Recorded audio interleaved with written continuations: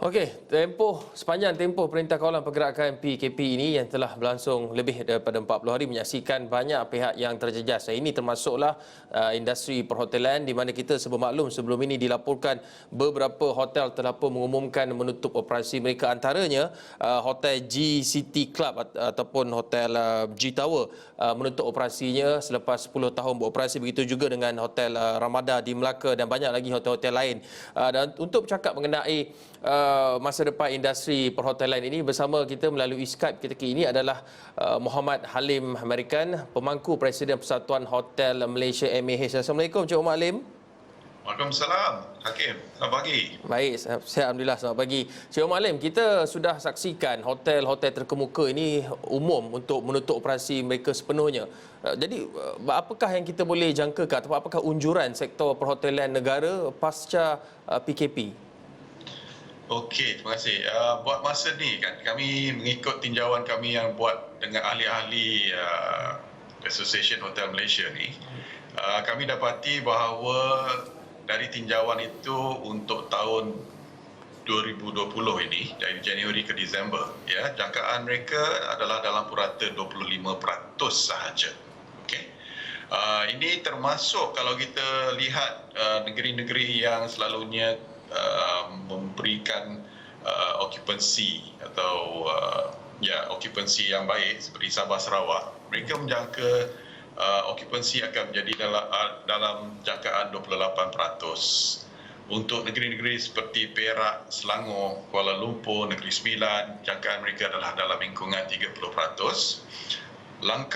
Pulau Langkawi, ya, dalam jangkaan mereka purata 18% dan Pulau Pinang pula 20%. Negeri Johor dalam lingkungan 28%. Jadi masalah yang kami ada sekarang ni adalah untuk sesuatu hotel membuat perniagaan, ya, okupansi yang sepatutnya untuk orang kata pulang modal adalah dalam lingkungan 40%. Dari tinjauan kami lihat bahawa kesemua-semuanya negeri memberi tinjauan mereka atau jangkaan mereka bawah daripada 40%. Maksudnya sekarang hotel-hotel akan dalam keadaan yang berniaga dalam keadaan rugi. Ya, mereka akan rugi dan ini akan menjejaskan aliran wang tunai mereka, cash flow. Ya.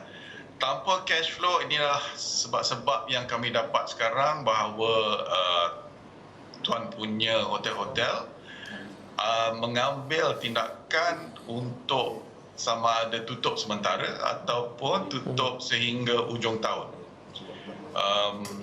Ini adalah untuk macam mana membantu mereka supaya mereka boleh kontrol, ya, pulangan modal mereka dan juga aliran wang tunai. Jadi di sini walaupun kami mendapat beberapa stimulus package prihatin, ya, package prihatin daripada kerajaan, terutamanya di dalam bidang perhotelan ni, kos yang paling tinggi adalah kos untuk gaji pekerja, ya. Jadi dengan stimulus package yang kami terima ni pun kami berterima kasih kepada kerajaan, tapi tidak mencukupi.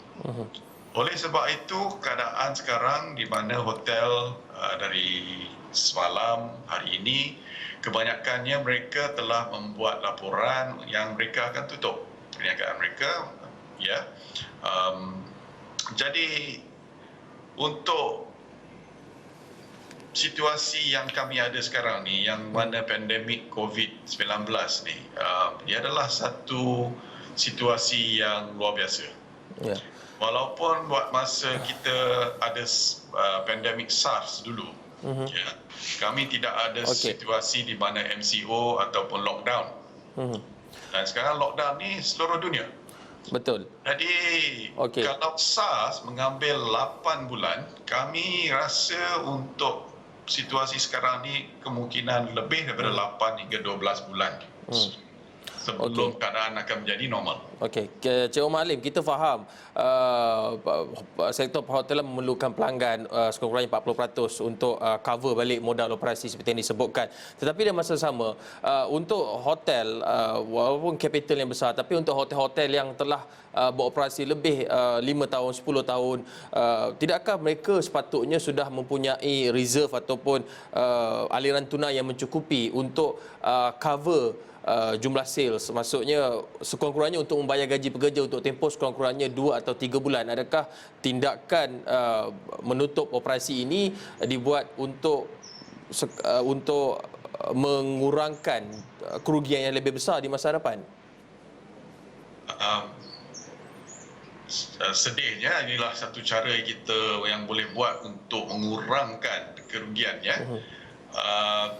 Memang benar, kebanyakan hotel telah beroperasi bertahun-tahun, ya, dan saya rasa di sini tuan punya hotel telah mengambil tindakan ini sebab walaupun aliran wang tunai itu ada, ya, tapi kita kena ingat dalam perindustrian perhotelan ni tuan punya terpaksa membuat renovation ataupun refurbishment, ya, dalam masa antara 3 hingga 5 tahun.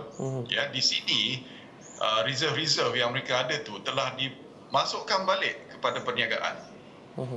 Ya. So, dan kita tahu untuk buat renovasi atau refurbishment ni memang apa orang kata jumlahnya besar, ya. Dan untuk industri perhotelan ni memang keuntungannya ada, tapi dalam lingkungan antara 10 hingga 15% saja. Jadi kita kena ingat yang kos-kos operasi setiap tahun juga meningkat, kan? So kebanyakannya telah dipulangkan balik kepada penggunaan hotel supaya mereka boleh membuat hotel itu semakin menarik. Cik Omar Halim, dalam masa sama kita juga melihat kepada kesan terhadap mereka yang di peringkat bawah. Maksud saya di sini golongan pekerja di hotel-hotel ini, dan apabila hotel ini mengambil masa yang seperti yang disebutkan 8 hingga 10 bulan untuk kembali pulih, bagaimana nasib pekerja ini? Berapa ramai pekerja yang terkesan dan apakah cara ataupun kaedah untuk membolehkan pekerja ini kembali berkhidmat, mungkin mempelbagaikan ataupun diversify perniagaan itu? Ya, memang dalam tinjauan kami dapati daripada 1,200 ahli yang kami ada dalam association kami, 50% telah menjawab tinjauan kami dan didapati lebih kurang 60,000 pekerja, ya, yang ada dalam di dalam kumpulan hotel-hotel yang menjawab tinjauan ini. Dan buat masa ini ada 3 cara kami buat, kebanyakan hotel membuat option kepada pekerja-pekerja, iaitu untuk mengambil unpaid, ya, dan juga untuk mengambil setengahnya nasib mereka kurang baik telah diberikan MSS, VSS atau retrenchment. Walaupun dengan prihatin stimulus package yang kami dapati daripada kerajaan, ya, kami kena ingat kebanyakan hotel yang besar di mana pekerjanya mungkin dalam 300, 400, 500 orang, ya, dan package stimulus yang kami dapat ini maksimumnya 200. Kan? Dan juga kalau dilihat ERP dia lah RM600. Sekarang minimum wage kami pun dah 1,200. So walau macam mana pun tuan punya hotel, operasi hotel mesti keluarkan wang selebihnya. Di situlah masalah yang kami terima. Okey, Cik Omar Halim, saya ada satu lagi soalan terakhir. Kita ada tak banyak masa, ringkas saja. Apa yang boleh kita belajar ataupun sekurang-kurangnya industri perhotelan boleh belajar daripada pandemik COVID-19 ini? Pertamanya sekali kami kena pastikan yang kita tak boleh take things for granted lah. Ya. Kita kena faham yang keadaan krisis begini boleh terjadi. Jadi kami kena pastikan cara kita membuat kerja atau perniagaan kita mesti lihat pada cara-cara macam mana nak diversify kan kita punya produk, ya. Kita kena lihat macam mana kita dengan cara yang terbaik menggunakan teknologi, ya untuk membuat perniagaan. Kemudian pekerja-pekerja yang kami ada tu, kita mesti lihat dengan cara macam mana untuk multitasking, ya, di mana mereka boleh membuat lebih daripada satu tugas, ya. Okey. Dan yang paling mustahaknya dari cara kita membuat marketing dan sales kami, ya, kita kena lihat Okey. yang kita kena ada keluasan Okey. cara kita membuat perniagaan tu dan di mana datangnya bisnesnya. Okey, terima kasih Cik Muhammad Halim American, pemangku Presiden Persatuan Hotel Malaysia MAH bercakap mengenai masa depan industri perhotelan negara ketika PKP dan juga pasca PKP. Terima kasih di atas perkongsian ataupun pandangan yang diberikan itu. Okey, terima kasih Hakim. Assalamualaikum. Waalaikumsalam warahmatullahi wabarakatuh.